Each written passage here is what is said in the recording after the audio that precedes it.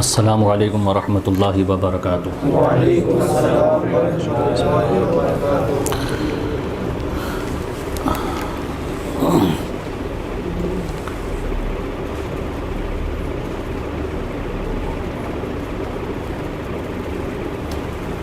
الحمد للہ رب العالمین والصلاة والسلام علی سید الانبیاء والمرسلین،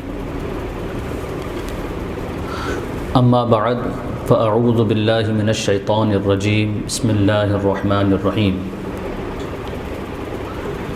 ان الشیطان للانسان عدو مبین، صدق اللہ العظیم وصدق رسولہ النبی الامین الکریم، ونحن علی ذلک لمن الشاہدین والشاکرین والحمد للہ رب العالمین۔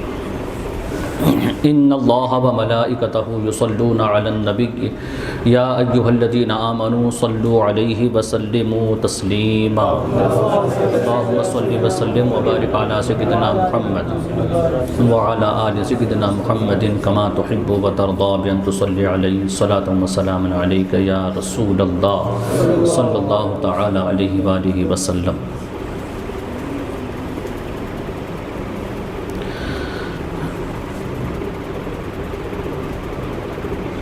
حضور تاجدار کائنات شاہ موجودات صلی اللہ تعالی علیہ وآلہ وسلم کا ارشاد پاک ہے کہ جب دو دوست آپس میں مصافحہ کرتے ہیں اور درود پاک پڑھتے ہیں تو دونوں کے اگلے پچھلے گناہ بخش دیے جاتے ہیں۔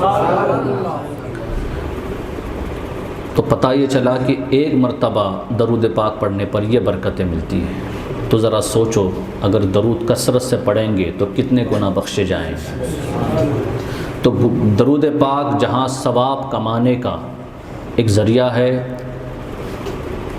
تو بالکل درود پاک اسی جگہ پر اپنے آپ کو گناہوں سے پاک کرنے کا بھی ایک ذریعہ ہے، اور ساتھ ہی ساتھ سب سے بڑی نعمت یہ ہے کہ یہ درود پاک ہی ایک ایسا ذریعہ ہے جس سے ہم کو آقا علیہ الصلوۃ والسلام کا قرب نصیب ہوتا ہے۔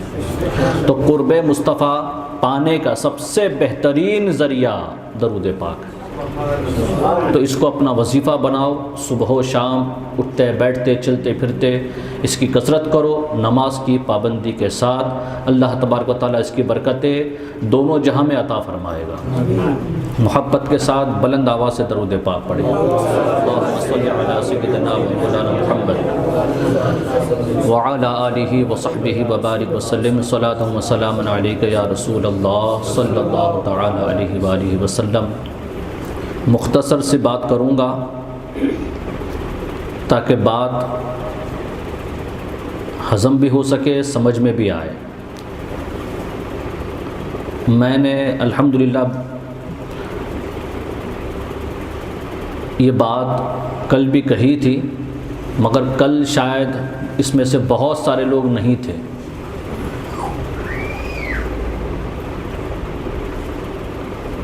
الحمدللہ اس خانقاہ اشرفیہ میں روحانی علاج کا ایک سلسلہ عرصہ دراز سے جاری ہے۔ یہ تو بہت سارے لوگ جانتے بھی ہیں اور بہت سارے لوگ نہیں جانتے۔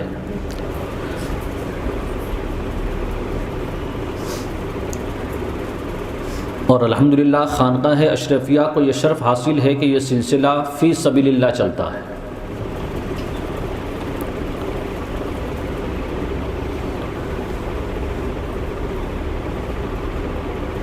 عام طور پہ جو اس طرح کا روحانی علاج کا سلسلہ چلتا ہے وہ وہیں تک محدود ہے، عام طور پہ جو دیکھا گیا ہے۔ جو جس کام سے آتا ہے اس کا وہ کام سنا جاتا ہے اور اس کے بعد میں اس کو علاج بتایا جاتا ہے یا اس کا مرض بتایا جاتا ہے۔ اسی کے درمیان ساری گفتگو اور سارا نظام چلتا ہے، اس کے سوا کچھ نہیں ہوتا۔ مگر چونکہ ہم خانقاہ سے وابستہ ہے اور خانقاہی نظام صرف اتنا ہی نہیں ہے کہ آپ کو پریشانیوں سے نکالا جائے، صرف اتنا ہی نہیں ہے کہ آپ کو جو تکلیف ہے کسی اثرات کی وجہ سے اس کو دور کیا جائے، جو بھی خبیث ہے، جنات ہے، شر ہے، شیاطین ہے، اس کو ہٹایا جائے۔ اتنا ہی نہیں ہے کہ آپ کے لیے کام میں، رزق میں جو رکاوٹیں ہیں اس کو دور کرنے کے لیے کوشش کر کے دعا کی جائے۔ عام طور پہ اتنا ہی نظام چلتا ہے، مگر ہم چونکہ خانقاہ سے وابستہ ہے تو بتانا یہ چاہتا ہوں کہ صرف اتنا ہی نہیں ہے، اس کے سوا اصل بنیاد جو خانقاہوں کی ہے، جس مقصد سے ڈالی گئی ہے، وہ یہ ہے کہ بندے کو شیطان کے مکر و فریب سے نکال کر کے، بچا کر کے، اس کی پہچان کرا کر کے، رب کی پہچان کرا کے شیطان سے دور کرے اور رب کے قریب کرے۔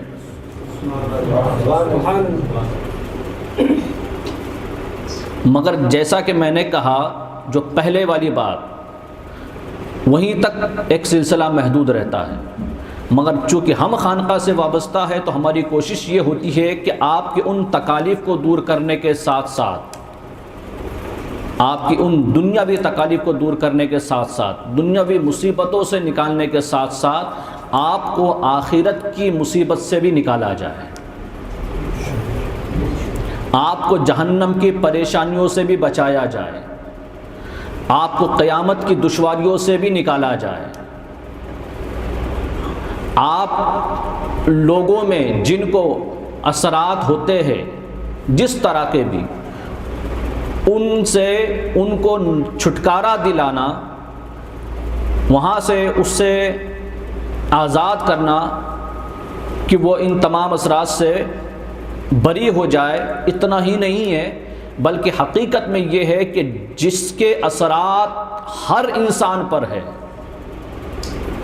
جس کا زور، جس کے اثرات تقریباً ہر انسان پر لگے ہوئے ہیں، اس اثرات سے بھی اس انسان کو بچایا جائے، اس کو بھی اس سے نجات دلائی جائے۔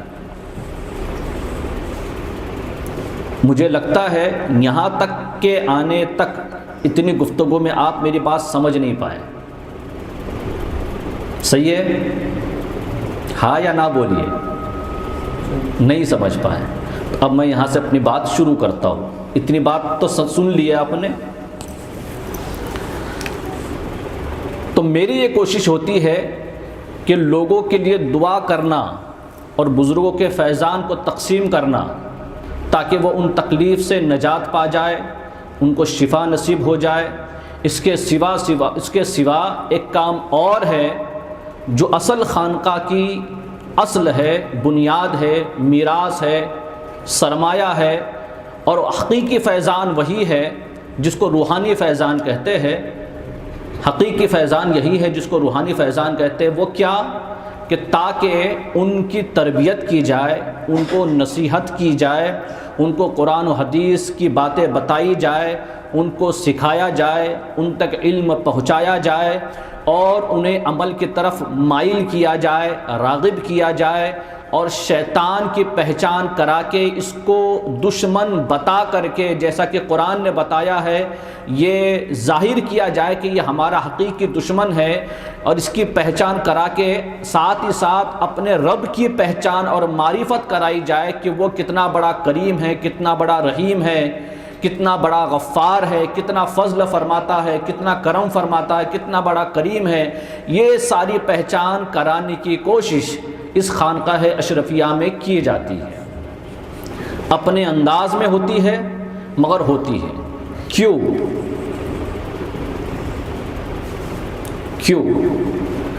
اب یہاں سے آپ کو مختصر میں جو بات میں سمجھانا چاہتا ہوں، کل میں نے بہت زور دے کے اس بات کو سمجھایا۔ ایک شخص میرے پاس آیا اور اس نے کہا کہ میرے بیٹے کو دیکھیے تکلیف کیا ہے، یہ عجیب عجیب حرکتیں کرتا ہے، کسی اور چیز کا شوق لگا ہوا ہے۔ یہ میں اس لیے بتا رہا ہوں تاکہ آپ کی ہماری تربیت ہو جائے۔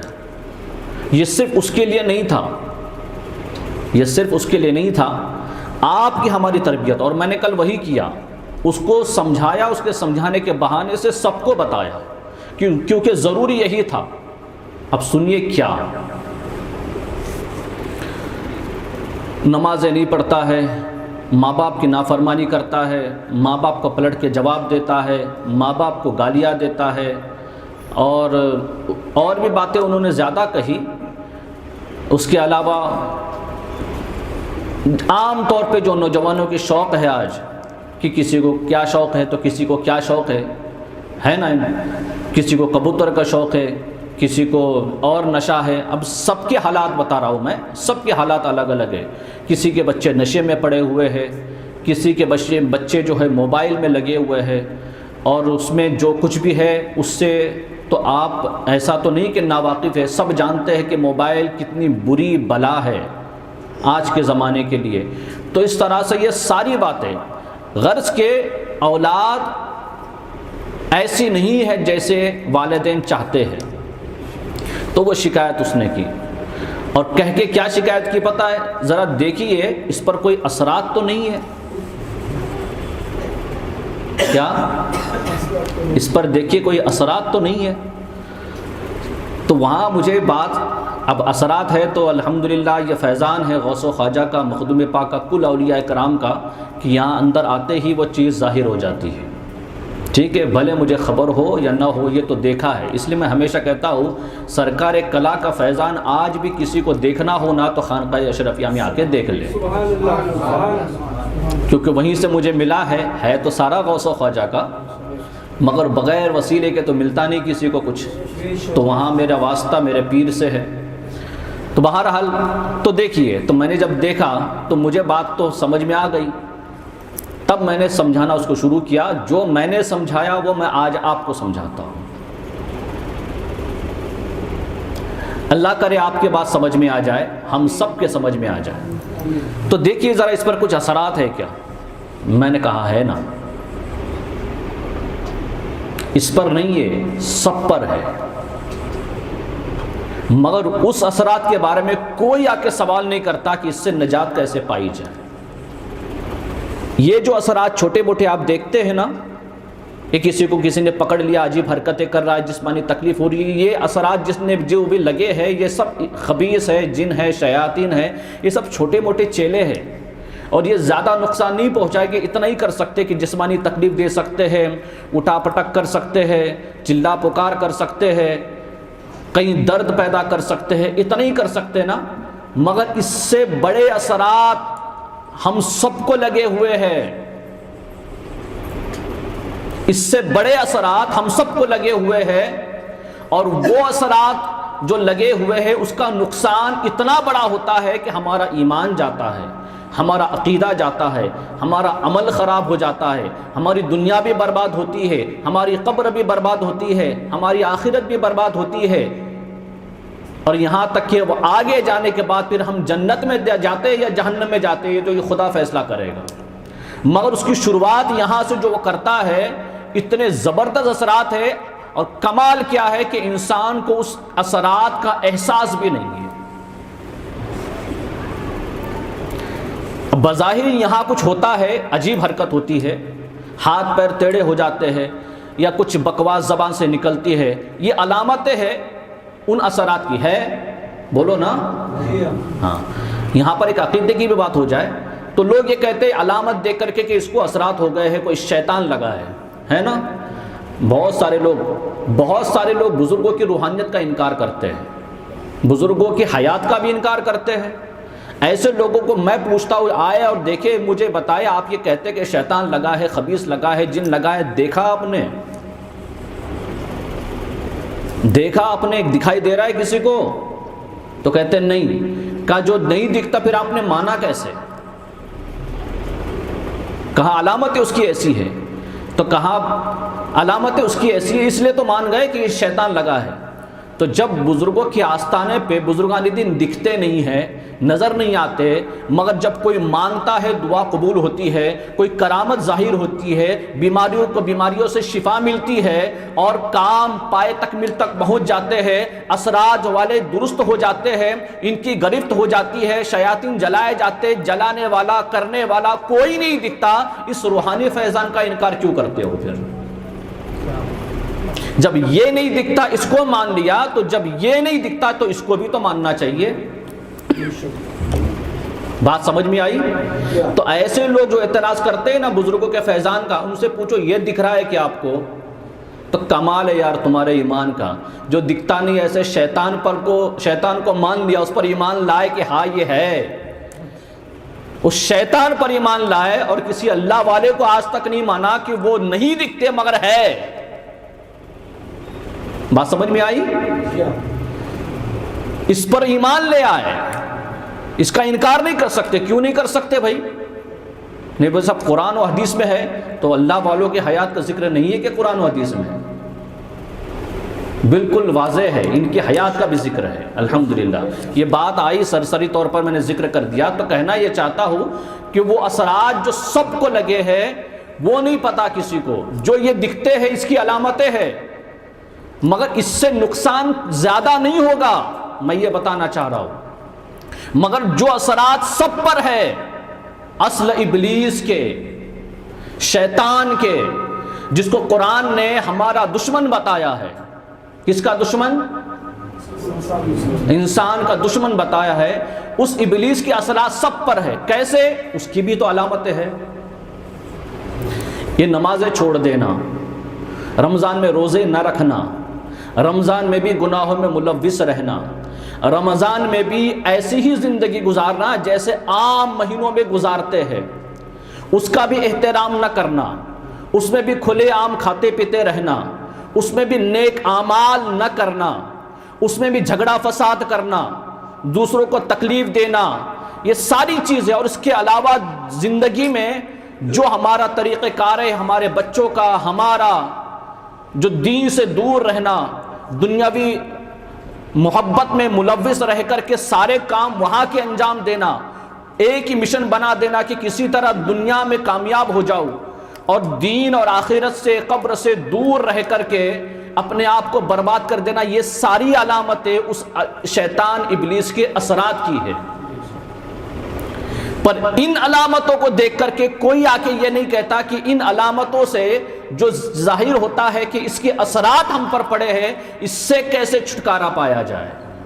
بزرگوں اور دوستوں، خانقاہ اصل میں اس لیے ہوا کرتی ہے، مرض جو گناہوں کا ہے اس کو صاف کرنا ہے، اس سے نجات پانی ہے، اور نیکیوں کے ماحول سے وابستہ ہونا ہے، اللہ رسول کا اور بزرگوں کا قرب پانا ہے، اور اللہ کے قریب ہونے کے لیے، رسول پاک علیہ السلام کا قرب پانے کے لیے، اولیاء کرام کا قرب پانے کے لیے کس طرح کی زندگی ہمیں گزارنی ہے، ہمیں کیا کیا اعمال کرنے ہیں، اپنے آپ کو پاک و صاف کیسے کرنا ہے، اور ان گناہوں کے امراض سے چھٹکارا کیسے پانا ہے، اپنی آخرت کیسے سنوارنی ہے، اپنی آخرت کیسے بنانی ہے، اپنی قبر کیسے سنوارنی ہے، اپنے میدان محشر میں شفاعت کا ذریعہ آقا علیہ الصلوۃ والسلام کو کس طرح سے بنایا جا سکتا ہے، یہ تمام چیزیں سیکھنے کے لیے اور اپنے آپ کو سنوارنے کے لیے خانقاہوں میں بلایا جاتا ہے اور آیا جاتا ہے۔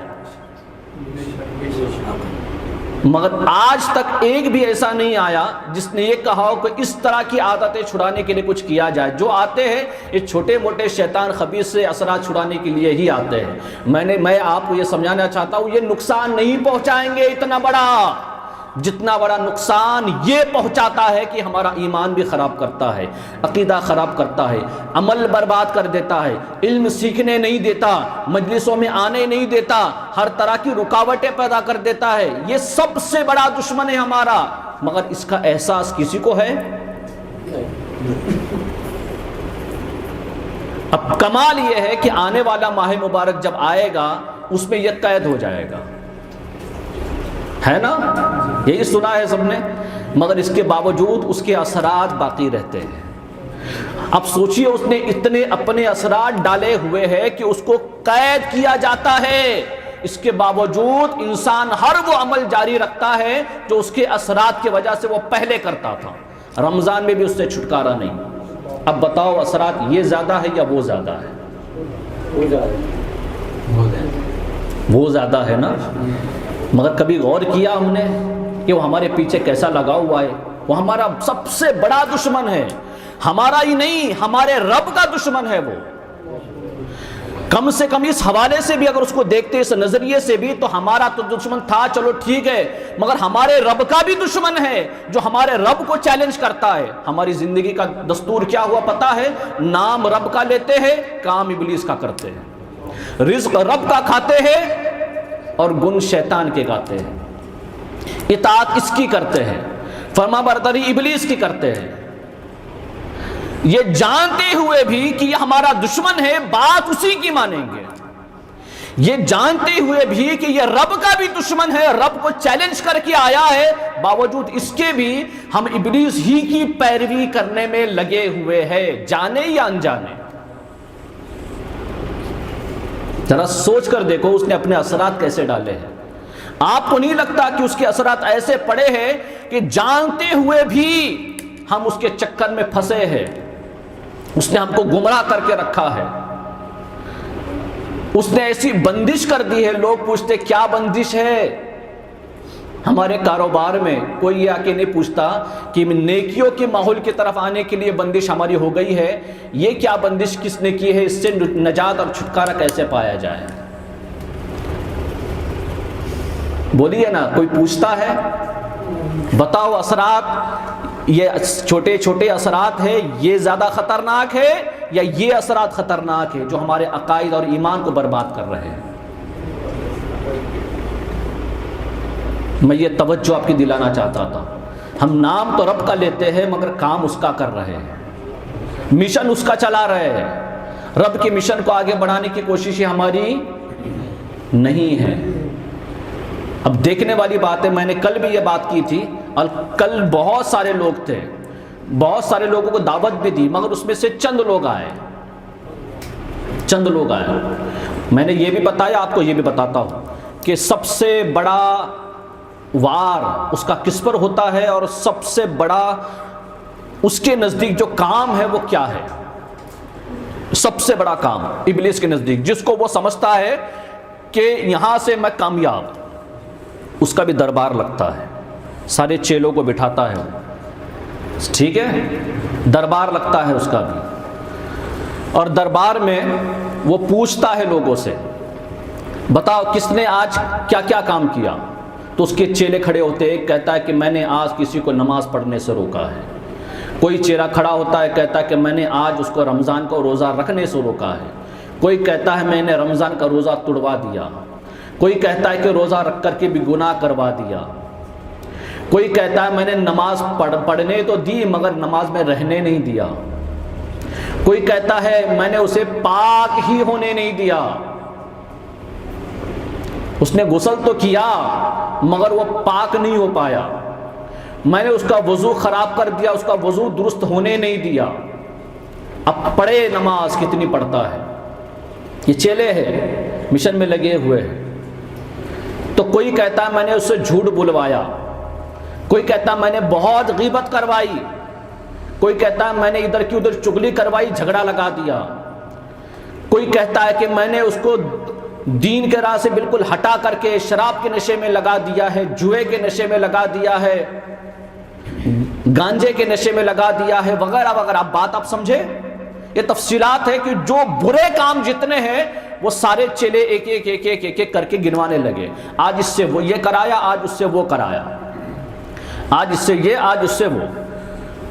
ابلیس شیطان جو ہے نا، مین شیطان جس کا ذکر قرآن میں آیا ہے، جس نے ہمارے رب کو چیلنج کیا کہ میں تیرے بندوں کو ضرور بہکاؤں گا، ضرور بہکاؤں گا، اور یاد رکھو اس نے یہ بھی چیلنج کیا ہے کہ میں راہ راست پر رہوں گا، صراط مستقیم پر رہ کر کے ان کو بہکاؤں گا۔ تو سب سے بڑا ٹارگٹ تو اس کے وہ لوگ ہیں جو صراط مستقیم پر چلتے ہیں۔ میں دشمن کی پہچان کرا رہا ہوں آپ کو، جو صراط مستقیم پر چلنے کی کوشش کرتے ہیں نا، تو ان پر تو بڑا وار ہے کہ اسی راستے پر بیٹھ کر کے وہاں سے اس کو بھٹکانے کی کوشش ہے۔ کیسے؟ وہ بڑے بڑے حربے ہیں اس کے، وہ اس کو میں اس وقت مختصر میں بیان نہیں کر سکتا۔ بہرحال سارے چیلے اپنے اپنے جواب دیتے رہے، آخر میں ایک کھڑا ہوا، سب کو کہتا ہے یہ بھی چھوٹا کام ہے، یہ بھی کوئی بڑا کام کیا ہو کسی نے تو بتاؤ، کوئی بڑا کام۔ ایک شخص کھڑا ہوا، آج میں نے ایک کام کیا ہے، ایک بچے کو جو گھر سے مدرسے کی طرف دین کا علم حاصل کرنے کے لیے جا رہا تھا، آج میں نے اس کو روک دیا اور مدرسہ جانے نہیں دیا۔ ابلیس کھڑا ہوا، اس کو آگے بلایا، سینے سے لگایا، کہا سب سے بڑا کام آج تو نے کیا ہے۔ کیا کہا؟ سب سے بڑا سب سے، یہ حدیث سنا رہا ہوں میں آپ کو، آقا علیہ الصلوۃ والسلام نے بیان کیا، ورنہ اس کے دربار کا حال ہم کو کیا معلوم۔ لوگ یہ کہتے ہیں کہ نبی کو کچھ پتا نہیں، بتاؤ نا، سارا تو نبی نے تو بتایا ہے۔ نبی کے بغیر قرآن نہیں ہے، کس نے دیا، کس نے بتایا؟ قبر کے نیچے کا حال کسی کو معلوم نہیں، آج تک بھی سائنٹسٹ بھی دیکھ نہیں پایا ہے۔ بتاؤ دیکھا ہے کیا؟ اتنی ٹیکنالوجی کے باوجود، اتنی تحقیق کے باوجود بتائے قبر کا حال کیا ہوتا ہے؟ کوششیں کی مگر کچھ نہیں آیا، کیمرہ بھی جل گیا، کوششیں کی لوگوں نے۔ تو قبر کے نیچے کا حال، اب قیامت کب آنے والی ہے وہ بھی سب نبی نے بتایا ہے، جنت تک ساری چیزیں بتائی ہے۔ اور پچھلا دیکھا جائے تو آدم علیہ السلام کے پہلے سے نہیں، جب آپ کا نور بنا تب سے آپ نے ساری حقیقت واضح کر دی ہے۔ اور لوگ کہتے ہیں نبی کو علم غیب نہیں ہے، تو پھر کس کو ہے؟ تو ایسا علم تجھ کو مبارک جو نبی کے علم غیب سے انکار کرتا ہو، سارا علم وہیں سے لیا اور پھر اسی پر فتویٰ، وہیں پر الزام کہ نبی کو علم غیب نہیں۔ بہرحال تو یہ شیطان کا حال اگر نبی نہ بتاتے ہم کو، اس کے دربار کا تو کون بتاتا؟ وہ تو آج تک دکھا نہیں ہے، دکھا ہے نہیں، تو وہ حال نبی بتا رہے، تو اس کو سینے سے لگایا کہ سب سے بڑا کام تو نے کیا ہے۔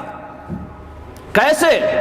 اب سب حیران، اتنے بڑے بڑے جرم ہم نے کرائے، اس پر کوئی واہ واہ نہیں، اور ایک خالی مدرسے کے بچے کو دین کا علم حاصل کرنے کے لیے جاتے ہوئے میں نے روکا ہے، تو یہ کام سب سے بڑا کیسے ہوا؟ کہا اس نے علم حاصل کیا نا، اب اس کے اعمال درست ہو جائیں گے،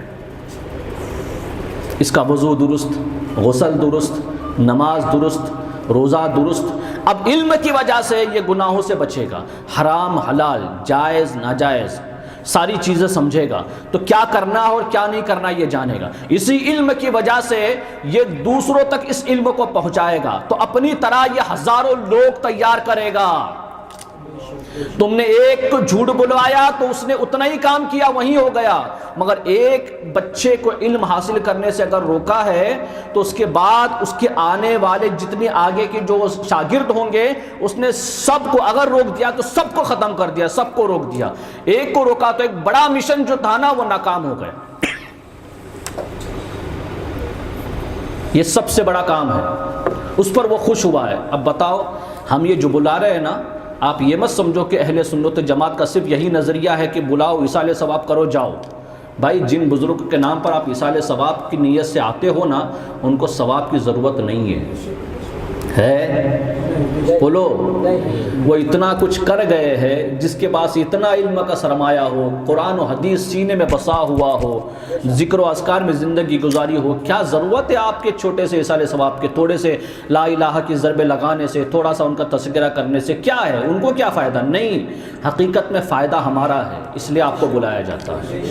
ایک تو ان کے ذکر کا فائدہ ہے کہ ان کا نام لینے سے برکتیں ملتی ہے، ایک تو یہ کہ ان کا تذکرہ کرنے سے ان کی صحبت کی برکتیں ملتی ہے، ایسا محسوس ہوتا ہے کہ جیسے وہ ہم کو بتا رہے ہیں۔ دوسری بات یہ ہے کہ ان کے تذکرے سننے سے دل صاف ہوتا ہے، دل کی گندگی نکلتی ہے۔ تیسری بات یہ ہے کہ ذوق اور شوق پیدا ہوتا ہے کہ اس طرح سے ہم بھی کچھ کریں۔ ہم ویسے بن تو نہیں سکتے مگر کم سے کم ایک قدم تو بڑھا سکتے ہیں آگے، ان کے ساتھ نہیں چل سکتے، ان کے پیچھے پیچھے چلنے کا ارادہ تو کر سکتے ہیں، تو نیتیں ہوتی ہے، نیتیں کرتا ہے بندہ۔ تو ان کے تذکرے اس لیے کیے جاتے ہیں تاکہ جو کچھ کارنامے انہوں نے انجام دیے ہیں وہ ہم تک پہنچے۔ میں نے کل بھی سوال کیا تھا مجلس میں اور کئی بار کیا ہے میں نے، اور آپ جاؤ مسجدوں میں جو عوام آتی ہے وہ الگ ہے، ٹھیک ہے، اس کے علاوہ جو مسجدوں میں نہیں آتے وہ بڑی تعداد کے ہیں۔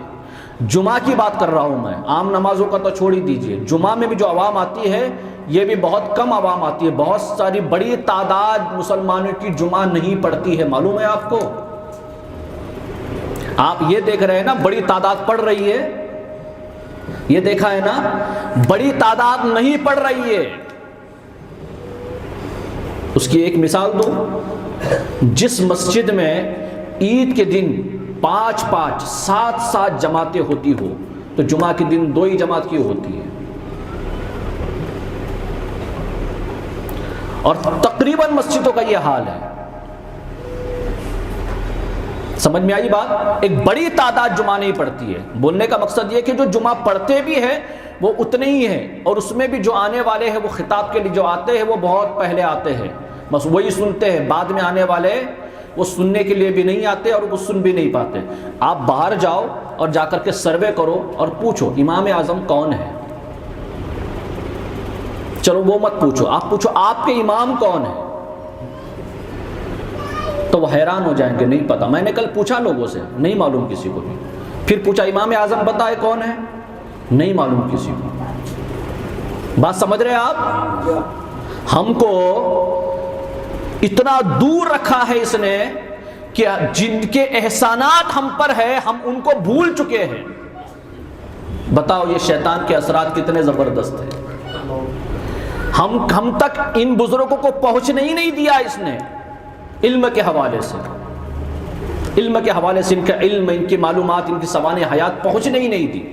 اور آج ہماری یہی کوشش ہے، صرف اتنا ہی نہیں کہ اصالہ ثواب کرو، کوشش اصل میں یہ ہے کہ ان بزرگوں کے بارے میں ہم جانیں جن کی ہم پیروی کرتے ہیں۔ یہ ہمارے دوست ہے، یہ ہمارے مرشد ہے، یہ ہمارے رہنما ہے، اور اگر ان کا تذکرہ کریں گے، ان کے بارے میں سنیں گے تو ہم اپنی زندگی سنوار سکتے ہیں، تربیت اپنی کر سکتے ہیں۔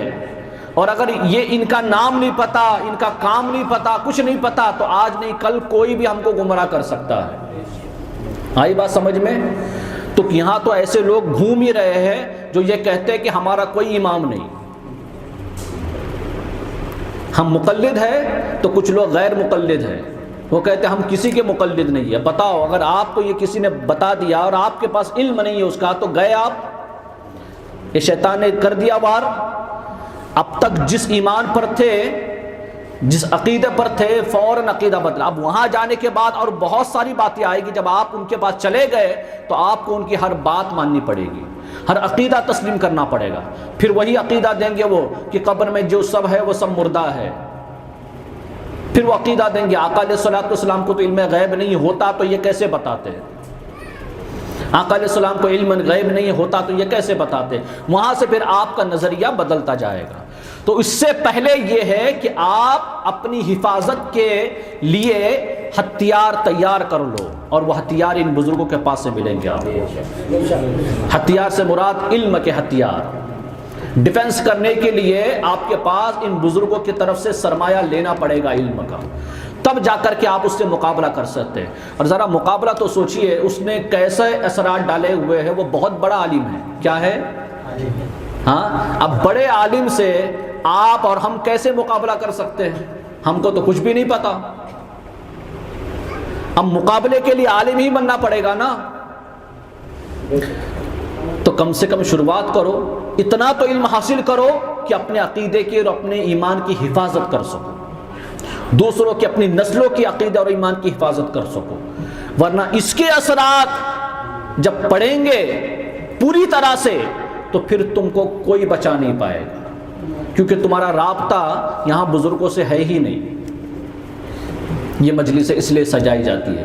اس بات کو میں نے جو آپ کو سمجھایا وہ اس لیے بھی سمجھایا کہ آنے والا مہینہ جو ہے رمضان کا ہے۔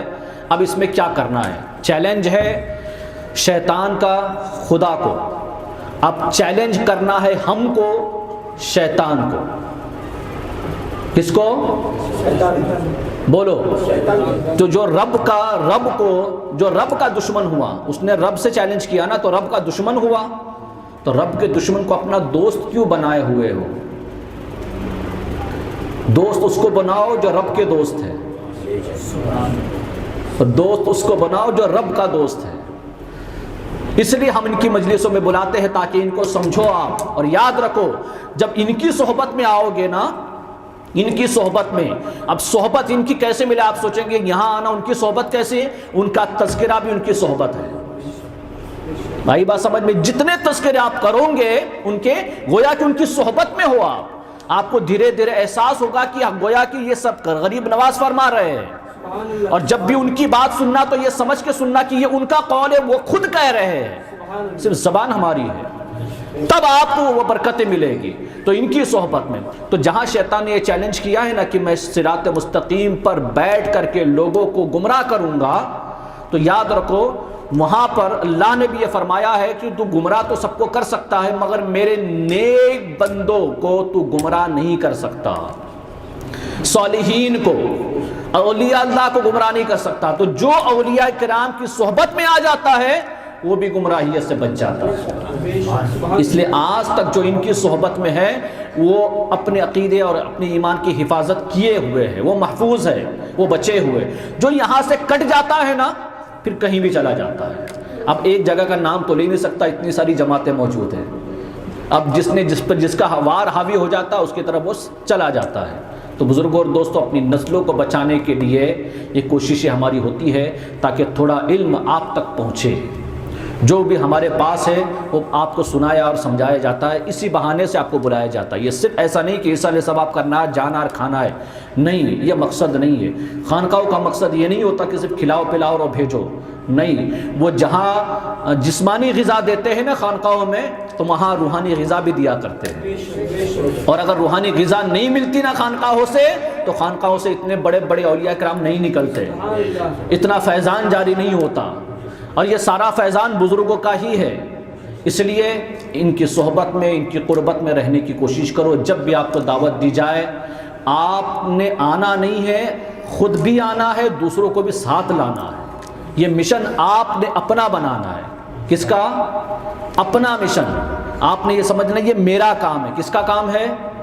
بتاؤ نا، یہ جو میں کر رہا ہوں یہ میرا ہے یا آپ کا ہے؟ ہم سب کا ہے۔